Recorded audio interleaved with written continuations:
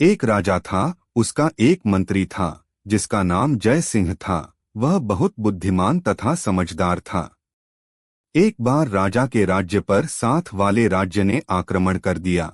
वह बहुत दुखी हुआ। वह अपनी जान बचाने के लिए गुप्त मार्ग से अपने मंत्री के साथ जंगल में पहुंच गया। उसके मंत्री को चाहे कोई दुख हो या सुख हो, वह हमेशा यही कहता कि परमात्मा जो करता है अच्छा ही करता है। परंतु राजा को यह बात अच्छी ना लगती, इसलिए जब भी वह मंत्री के मुख से यह बात सुनता तो जल भुन जाता।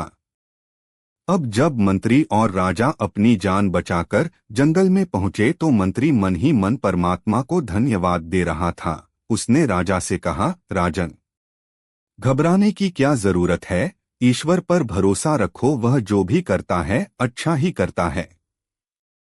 हमारी पराजय का कोई भेद होगा जो हमें अभी तक पता नहीं चल रहा है।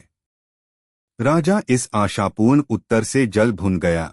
उसने मंत्री से कहा, तुम्हारा परमात्मा कितना निर्दयी है। उसने मेरा राजपाट, ताज, तख्त सभी कुछ मुझसे छीन लिया। बातें करते काफी समय बीत गया। अंधेरा छाने लगा और फिर वर्षा भी होने लगी। मौसम में एकदम ठंड छा गई। उन्हें सर्दी पीड़ा दे रही थी। उन्होंने आग जलाई परंतु बौछार के साथ ही वह भी बुझ गई। तभी राजा फिर भड़क कर मंत्री से कहा, तुम्हारा भगवान कितना निर्दयी है, उसे हम पर जरा भी तरस नहीं आता। इतने में उन्हें घोड़ों के टापू का स्वर सुनाई दिया। सिपाही घोड़ों पर बैठकर उनकी तरफ आ रहे थे।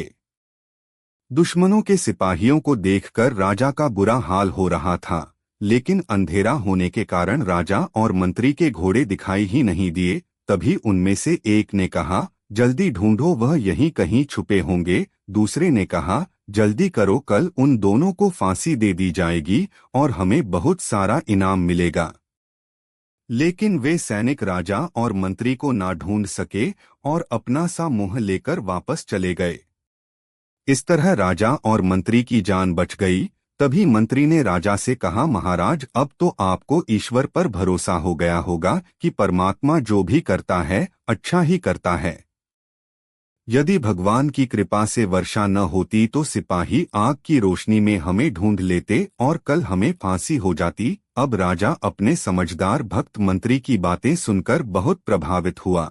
अब उसे परमात्मा पर विश्वास हो गया। उधर उसके राज्य में अचानक प्राकृतिक आपदाएं आई।